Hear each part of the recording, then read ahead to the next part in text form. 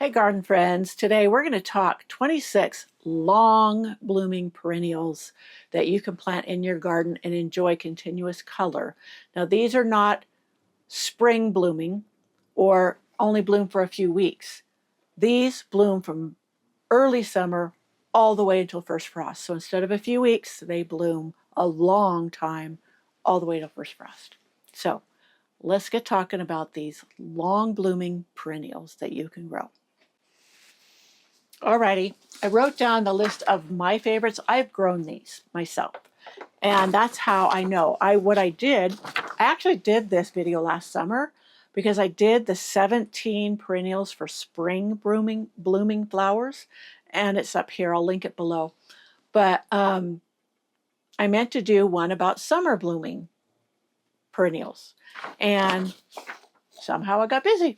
So I didn't do it. So now I am going to do it. So you can either plant them from seed or find starter plants or take cuttings. Now these are blooms. These are not like shrubs. There's other very colorful foliage shrubs and plants that you could plant too, but this is flowers.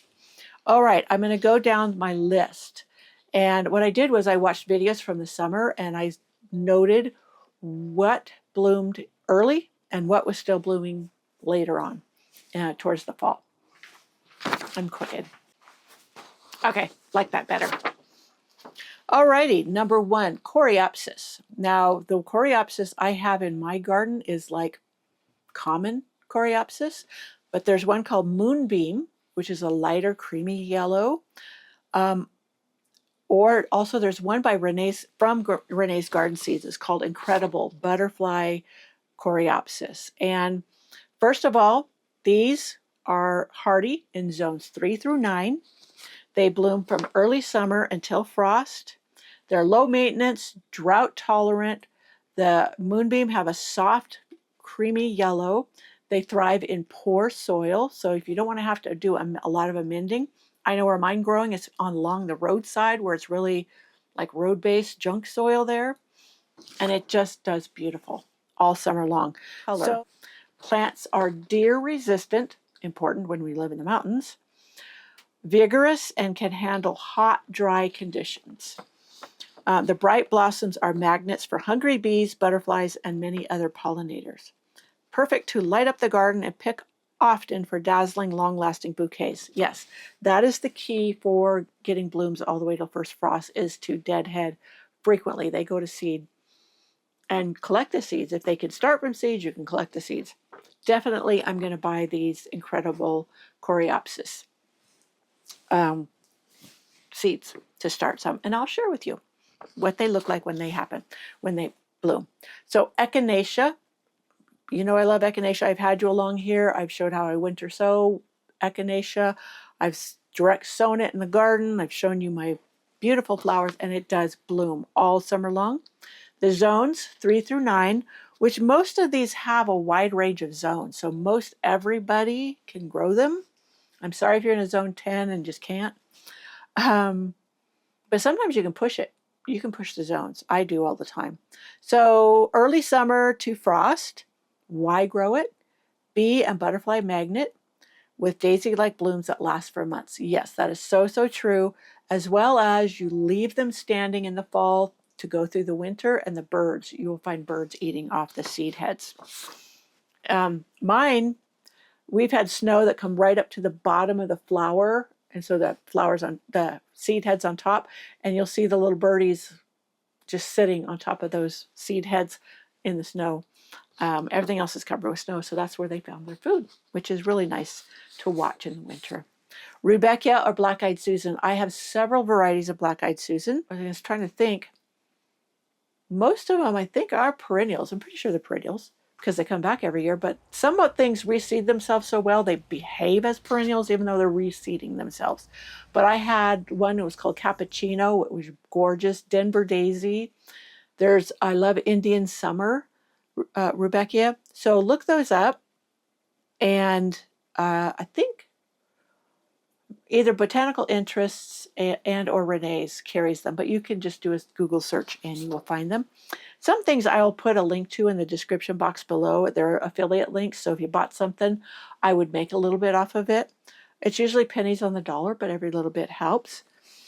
And sometimes it makes it easier for you to find things too. Now, this list, I am going to make a printable that you can download and print it. So that will be available. So what next? Number 4, Gaillardia. Yes, Gaillardia, there's a lemon orange one. There's the sunset shades. There's one I just had the seeds for. They were double and real fluffy. I haven't started that one yet. But Gaillardia, zones 3 through 10. Early summer to frost. Mine were starting to bloom way early.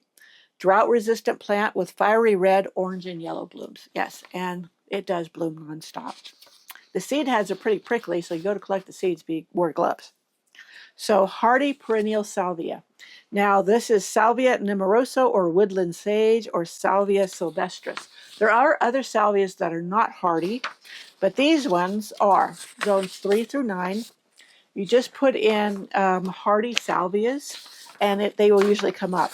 Places like High Mountain Country Gardens and Bluestone Perennials, they'll carry them, but a lot of them you can grow from seed. So they're hardy at 3 through 9, bloom time early summer to frost, and why grow it? Hummingbirds love it. Yes, I concur. And they're heat-loving perennial for all garden types. My woodland sage starts very early in the season. Before my other types of salvia, I have Mystic Spires. Got a spider coming down. Mystic Spires, it starts later, but it does bloom. I would say it starts it's probably early summer because it's like mid-July and summer doesn't start till end of June. But it blooms all the way to frost too, and it comes back for me as well. But I think that is hardy zone 7 through 10 or 9. Number 6, Verbena Bonariensis. I love this thing. It comes back. This is zone 7 through 11, but it reseeds so readily that in lower zones, it will come back from seed if you allow it to go to seed. So, yeah, here it says, grown as an annual in colder zones, though some have reported overwintering in zone 5, but maybe it just reseeded itself. Yeah, I had typed that in there, so I got ahead of myself. Bloom time, early summer to frost. Why grow it? Airy, butterfly-attracting flowers on tall, slender stems. Yes, it is just a powerhouse of blooms, and it is such a pollinator magnet. Erodiums. Yes, I love these things.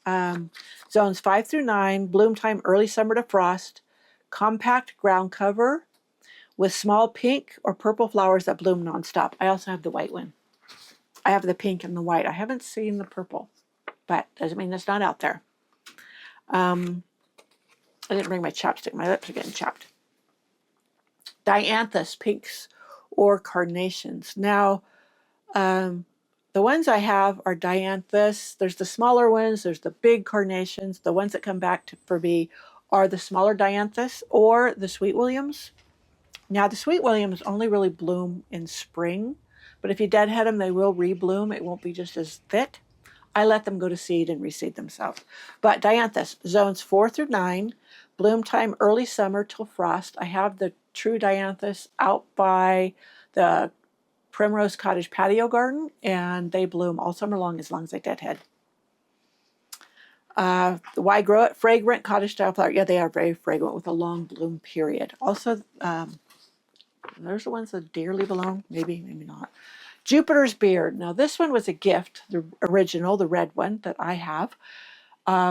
Yes, with deadheading, it blooms nonstop all summer long. A friend then bought me a white one. It's doing the same. It zones 4 through 9. It's hardy in. It blooms early summer to frost. Why grow it? A tough, drought-resistant perennial with clusters of deep pink flowers and or white, depending on which one you have. Feverfew. Now, zones 5 through 9, bloom time early summer to frost. Why grow it? Tiny daisy-like flowers with medicinal benefits and long-lasting blooms. Yes, so true. And if you keep deadheading it, it continues to bloom. And if you deadhead it really hard, or cut it back really hard like May, it will bloom shorter. Sometimes I get really tall and sometimes I get short, but they continue to bloom, those tiny white flowers. And they're really easy to pull up because they will reseed all over the place Some people don't like that attribute. I love it because I know I can just pull it up where I don't want it, and then I just compost it and continue on. I have one that's a golden feverfew, that the foliage is that chartreusey golden green. I really love that one too. I grow it more for the foliage than the flowers. So hardy geranium, Roseanne. I have several hardy geraniums, and two that just bloom nonstop for me is Roseanne, and the other one's Tiny Monster. I have also Elke, it's spelled L-E-L-K-E. That one also with deadheading will continue to bloom. The others, they put on a real big flush of blooms. I cut them back. They may rebloom. Patricia is also another one. There's a few others on my list I want to get and try, but those are the tried and true ones that do bloom all through summer. Zones 5 through 9, if I didn't say that. Early summer to frost. All good. Gaura. Now, I used to not really like Gaura. The big regular Gauras, they always seemed weedy to me, but I like the dwarf Gauras. And they're also called whirling butterflies. Zones 5 through 9. Bloom time early summer to frost. What I love about the dwarf ones that I have bought, they're called pink Gaura or something like that. But the bracts are dark fuchsia pink. So even when there's no flowers, they are beautifully bright colored. I grow it, delicate airy flowers on long stems that dance in the wind. Yes, they bring movement to the garden, kind of like the grasses, the ornamental grasses do. Phlox, garden phlox. I love my phlox. Some of them don't start till later in the season, but many start earlier. Zones 4 through 8. Early summer to frost. I have some of the earlier blooming ones. They get everything started, but the later blooming ones really just carry on the show thickly through the fall till frost. Why grow tall, fragrant blooms loved by pollinators? Now there are some like my David phlox. They're the white ones, super perfumey, but they spread by underground rhizomes. So I have taken to putting them in pots. The first couple of years they didn't do that, and then all of a sudden they took off, started taking over. If you don't want to have to keep after them, grow them in large pots. You'll get the benefits without having the headache of them taking off on you. Wanting to take over your garden. Origeron Fleabane. I love these little tiny daisy flowers. Zones 5 through 9. Early summer to frost. Why grow it? Tiny white and pink daisy-like flowers that self-seed freely. They have self-seeded in my garden, but not as prolifically as I had hoped. But it could be where they're planted. And I have just taken to dividing them by root. That works too. I did have the one in front reseed, and I dug up the extra plant, and I'm starting to plant them along the edge in my rose cottage garden and underneath the roses. So Clematis, not all Clematis bloom from spring until frost, but Raguchi does. It is the one that has the bell-shaped flowers, and I've shared it with you throughout all my garden tours. You see my battery's getting low. I'm going to have to change that. Zones 4 through 9, bloom time early summer to frost, and is just such a charming little vine and plant. So it's, grow it because the bell-shaped flowers are just so intriguing. Now I have another one called Betty Corning that it also has the bell-like flowers. It hasn't fully taken off yet. I just planted it, but it did. It is such a charming plant too. And I got it because my mom's name was Betty. Okay. So Penstemon, I did the Clematis. Now Penstemon, this is number 17, if you're keeping count. There's different Penstemons. I have the native Penstemon to here. The foothill Penstemon is the most beautiful, gorgeous blue. It blooms really heavily in the spring. I've had sporadic rebloom through the summer. So I wouldn't say it's a very dramatic rebloomer, but there are other Penstemons that do. Keep them deadheaded and they rebloom all through the summer, all the way till frost. So zones 3 through 8, early summer to frost is what they bloom. And this is talking about Penstemon dark towers. So why grow it? Dark foliage with soft pink blooms loved by hummingbirds. All the Penstemons, they're the shape that hummingbirds love, hummingbirds, bees, etc. And here in California, Penstemons are native. As I said, I grow the foothill Penstemon, but there's others. I need to grow more of them. I don't have a lot, and that's something I do love. So Eupatorium, or Joe Pye Weed.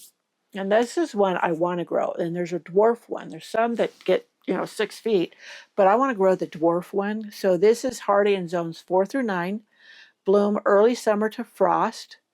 Why grow it? Tall, pollinator-friendly plant. Yes, very tall, pollinator-friendly, with fluffy pinkish purple blooms. As I said, I want to get the dwarf one. It's just that it is an investment. You know me, I'm budget friendly. I like growing from seed, cuttings, etc.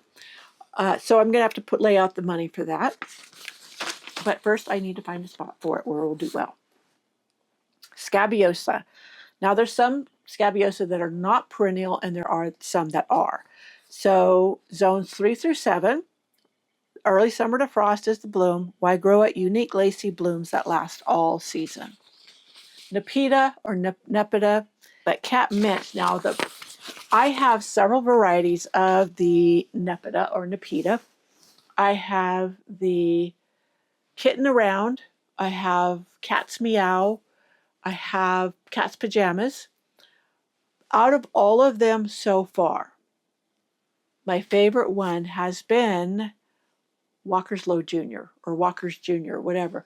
That one did bloom. I didn't have to deadhead it. It bloomed nonstop from early summer all the way till frost. I waited for it to kind of die back so I could deadhead it.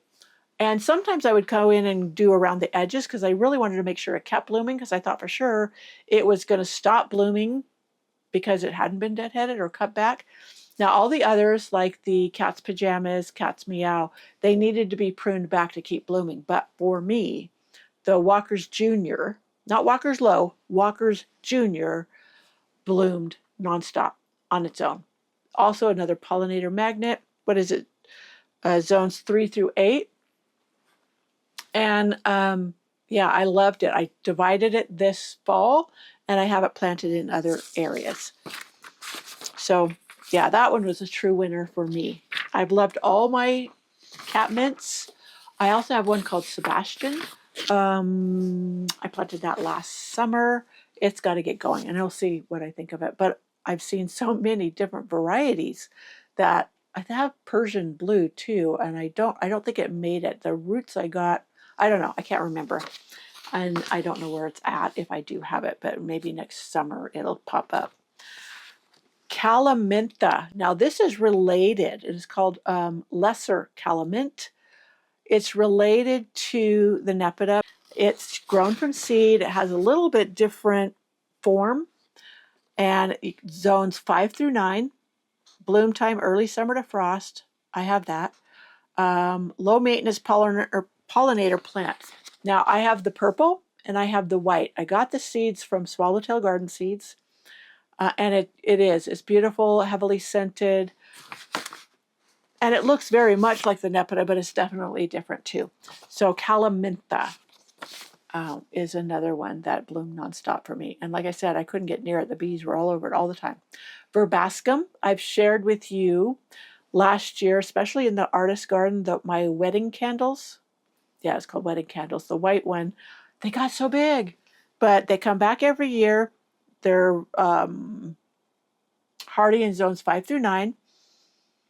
Early summer to frost, you got a deadhead. I have Southern Charm, which is a creamier color. I also have the purple one. I got it at Annie's Annuals, and it's violet something. But again, deadheading, and they do reseed themselves. So if you let it go to seed instead of deadheading, you will get more. Or at least I have. Okay. Yarrow, one of my favorites.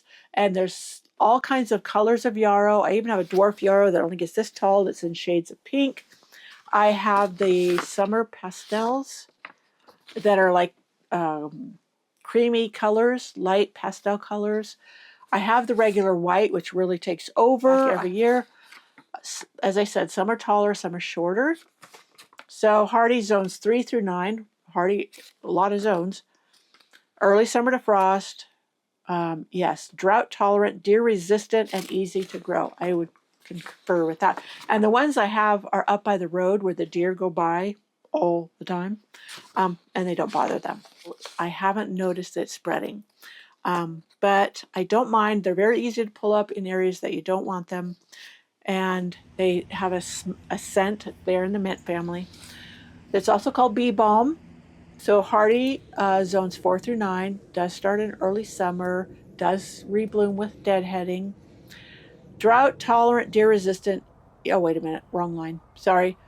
Fragrant tubular blooms. Yes, it's funny because you see this pom-pom of bloom, but it's made up of individual flowers that are tube shaped. And yeah, the hummingbirds really go for that. Delosperma table mountain. Now this is a ice plant, but it doesn't get, some ice plant get taller. This stays really matte forming, but the blooms are a fuchsia pink. There's others that I've grown, but the table mountain was the hardiest. There's fire spinner. There was a yellow one, peridot. Mine lived for several years. Now we had that really harsh winter 2 years ago where we had so much snow and it killed it. But I'd had it for several years, especially the Delosperma. I can't find the picture. I just could kick myself. But it just draped over the wall of the patio garden and just covered it. And it was just gorgeous. And it bloomed all summer long. I'll have to look back at my videos. I should have videos of that year that it did so great. So then Blue Star Creeper. This is also a ground cover. This one I just absolutely love. Zones 5 through 9. Blooms early summer till frost. It's a great ground cover to choke out weeds, but it has the tiniest little blue, light blue, sky blue flowers.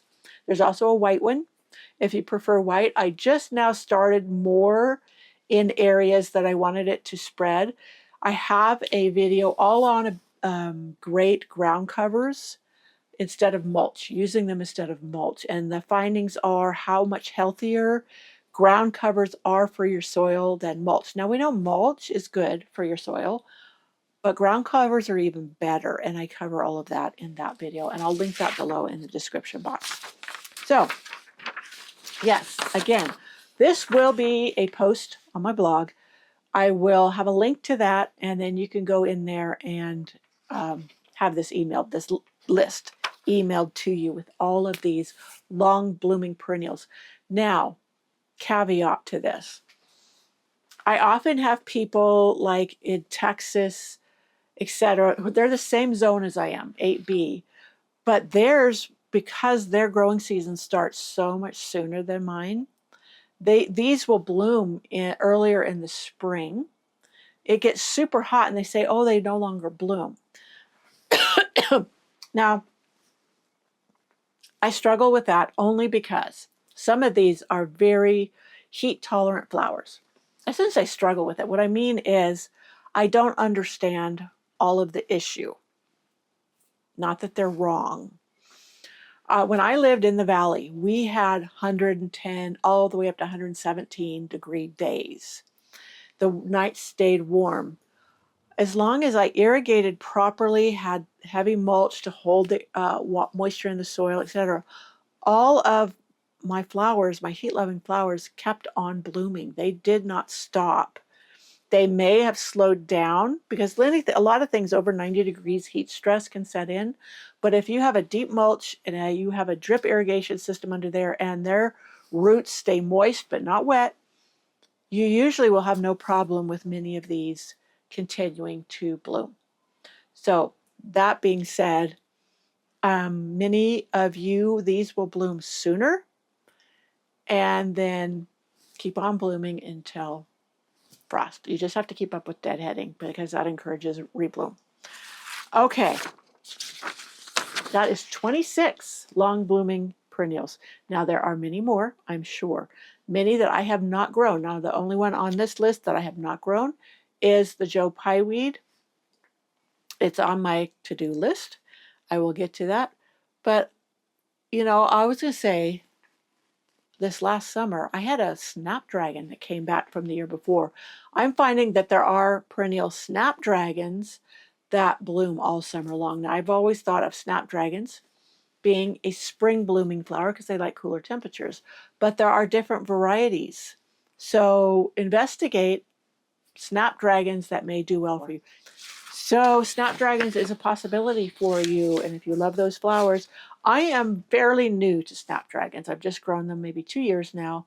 And I have been pleasantly surprised that these perennial ones are just gorgeous and perform beautifully nonstop through the summer. So that's number 27 if you want to give that one a whirl too. Oh, I missed roses.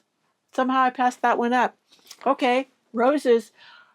A lot of people consider these just a shrub. They don't think of it as a perennial, but any plant that comes back every year for me is a perennial.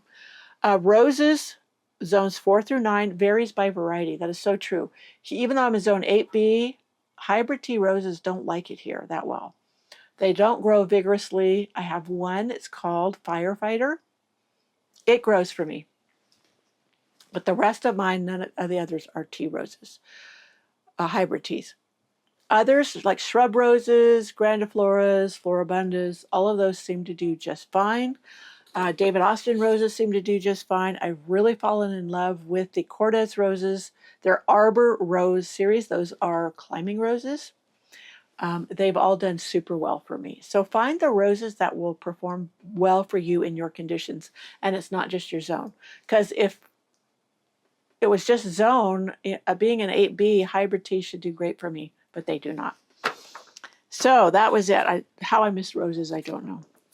Because that's one of my favorites. That's the list. I just wanted to make sure you knew some of them you can grow from seed to make it extra budget friendly for you. So, yeah, that's it. Enjoy months and months of flower with these long blooming perennials. I'll see you in my next video. Bye.